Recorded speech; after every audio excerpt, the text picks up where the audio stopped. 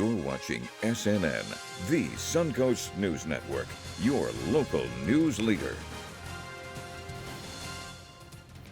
Hello everyone, and thank you for joining us here on the Headline Edition. I'm Don Brennan. We get right to our top story tonight. A man barricading himself in his truck in Charlotte County, and he kept law enforcement at bay in a standoff. The standoff began after Charlotte County deputies tried to pull the man over because he was wanted in Collier County. In the end, the suspect took off and then barricaded himself in the truck, but he was eventually arrested and taken into custody. Please. All right, well, every night we have some kind of a snafu. Now, the incident took place in downtown near Marion Avenue in Punta Gorda this afternoon, so residents were told to shelter in place and roads were closed until the issue was resolved. And the Sarasota County School Board members went through their meeting agenda tonight without incident, but then it was time for public speaking and the gloves were off and it was a free-for-all yet again. As what Tom stands for and what Tom wants to do to our children in this school district isn't what Wake up!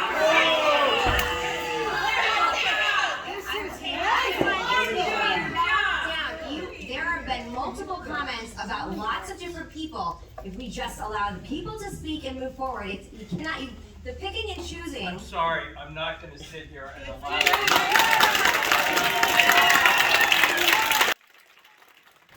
Tom Edwards verbally assaulted again by Sally Nista, referencing the statements made by Melissa Bacandi and again questioning his ideology and the threat to students over his sexual orientation. Now, Edwards refused to tolerate the assault on his character and walked out of the meeting, as you see.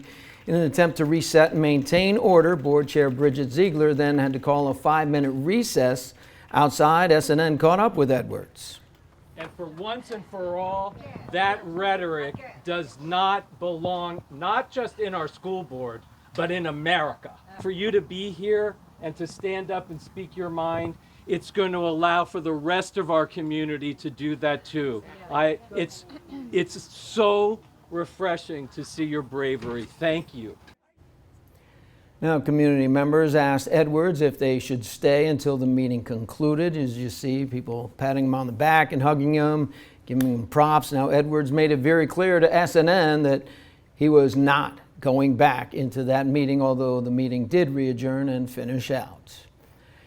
And dramatic body cam video showing a Sarasota police officer getting hit by a speeding car whose driver was trying to elude police officers. The search for the driver is on, and SNN's Brianna Boskert has the latest. Yeah, they're coming up. Sarasota police officers were staging a roadblock on Bird Key around 9 p.m. Monday night to stop a suspected burglar. Moments later, the suspect hits an officer head on. Stay down. Security footage shows the white Mercedes fly down Bird Key, swerve the parked patrol car, and hit the officer, flipping him over the vehicle. When we watched the video this morning in our command staff meeting, it was horrific. It was terrible. Officers pursued the Mercedes on a chase down the John Ringling Causeway, onto US 41, down Fruitville, and then found it abandoned here, the 2900 block of Orange Avenue. This person needs to be put in jail for what he did. He could have killed an officer last night, and that would have been very unfortunate for us as a family. Police first responded around 2 p.m. Monday to Morning Dove Drive for reports that personal items were stolen out of a car. Sarasota police officers discovered video and determined that a white Mercedes was a suspect vehicle. Security camera footage caught a photo of the suspect, and police are asking for the community's help to catch him. We're really hoping that people watching the video can help us find out who this subject is. That's why we're putting it out there. The officer was rushed to Sarasota Memorial Hospital, where he was later discharged. He is expected to make a full recovery. Reporting in Sarasota, Brianna Boskert, SNN, the Suncoast News Network.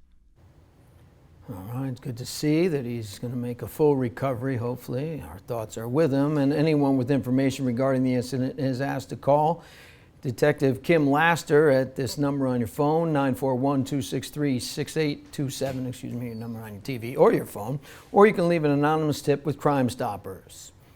All right, so we're going to take a quick look at our Weather Authority forecast with Chief Meteorologist Justin Mosley before we get back to our top stories. Justin? All right, thanks there, Don. And as we look at our current temperatures here at the 10 o'clock hour, it is nice and pleasant outside. Not nearly as chilly as last night. It's cool out there nonetheless, but we're headed in the right direction if you like warmer air. 64 degrees in Bradenton. We have 65 in Venice, 64 at Northport. And our winds are generally light, 5 miles an hour or so, maybe up to 7 in Inglewood at the moment. Our dew point is nice and low, not coming in at this moment. We'll get another observation at the airport here before too long. It's been a beautiful day. No rain on the radar. Live sweep showing that we are nice and dry. And as I look at the satellite, skies are mostly clear, so we're not anticipating much in the way of cloud cover, maybe patchy fog overnight tonight. 57 as we get towards daybreak, mostly clear and cool, and afternoon highs going into the lower 80s. Mostly sunny and on the warm side of things as our winds will go onshore at about 5 to 10 miles an hour. Coming up, we'll look at our 7-day forecast. It includes more sunshine and also maybe a slight chance for rain. As the humidity increases, we'll break it down in a few. All right, well, security guards in Tampa fought off an armed man who tried to enter Mons Venus early Sunday morning. Tampa police released surveillance video of the fight, and the chief says their heroic acts saved lives. Jeff Patterson has the details. This is security video from outside of the Mons Venus nightclub. It shows a large man wearing a devil mask trying to enter the club. The video shows he also has a weapon, but a fast-acting security guard stops him. I decided that he was not going to enter the club and hurt anybody. So I concentrated on the gun and I grabbed his gun hand and his wrist with both hands, and I turned it towards him, and then we started, banging. Manny Resto says he's been an MMA fighter, a professional wrestler, and a security guard for 30 years. Sunday night, he was focused on making sure the armed intruder did not make it into the club. I wasn't going to let this happen. I was not going to let him win. He was not going to hurt nobody. Tampa police say the suspect is 44-year-old Michael Rudman, who has a history of domestic violence arrest and mental health issues. But they have no idea why he tried to enter the Mons Venus with a loaded gun. First thing that came to my mind is what happened in Orlando at Pulse. And having these two here to take that heroic action, could they have prevented something like that? I definitely think so. Manny Resto says he was hit in the head by the suspect multiple times and was tiring from the fight when Danny Baham, another security guard, jumped in to help. But Baham says it wasn't easy. So I'm 350 pounds, and the other guy's about 200, and he was moving with us on top of him. Yes, indeed. Well, sometimes adrenaline can do that for you. Unfortunately, it was for the wrong side. Now, that was Jeff Patterson reporting, and thank God those gentlemen were there to save the night. Responding officers found additional ammo, knives, and firearm accessories inside Rudman's truck, which was parked at the club.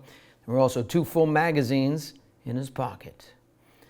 All right, a little lighter note here. This month's Helping Hand, sponsored by Carl Reynolds Law, has us revisiting the story of a Suncoast mother of 3 who lost everything in Hurricane Ian and still waiting on help from FEMA, although it is soon to arrive. SNN's Jenna Brew gives us an update.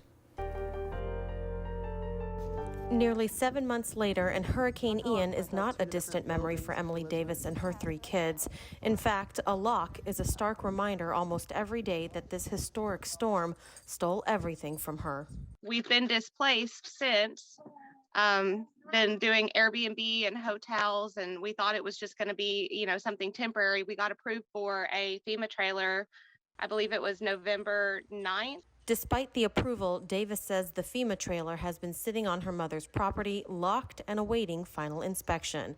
After SNN aired Davis's story last week, FEMA has since reached out with a letter stating Davis would be able to move into her trailer within the next few days and plan to send a follow-up notice once a move-in date is confirmed. For this mother of 3, that date can't come fast enough. So we spent holidays, my daughter's 16th birthday, my son's first birthday, in hotel room. With so many memories spent scrambling and so much of her funds drained in jumping from one housing to the next, we've decided to make Davis March's Helping Hand $1,000 recipient, sponsored by Carl Reynolds Law. Pleased and honored to make you this month's Helping Hands recipient. It's a homage to your courage and through all this, especially taking care of your children, being a single mom, also juggling a career, education, having your son learn to walk, everything that's going on. And in the wake of that, your home's ripped away from you and you've basically had no place to call your own. So my heart really goes out to you. As Davis slowly puts the pieces of her life together, she remains grateful for support given to her along the way. Reporting in Sarasota, Jenna Brew, SNN, the Suncoast News Network. And as of this broadcast, SNN has found that they will be moving into the trailer that is on their property and has been for a while. FEMA got them, but wouldn't let them move in. Now, if you would like to nominate someone to be our next Helping Hand recipient, and what a big help it was, especially for this family, you can visit our website, snntv.com. Still ahead on SNN's Headline Edition. Well, an iconic player for an iconic franchise has passed away. No bigger name in the biggest city in the world. We'll tell you about it when we return.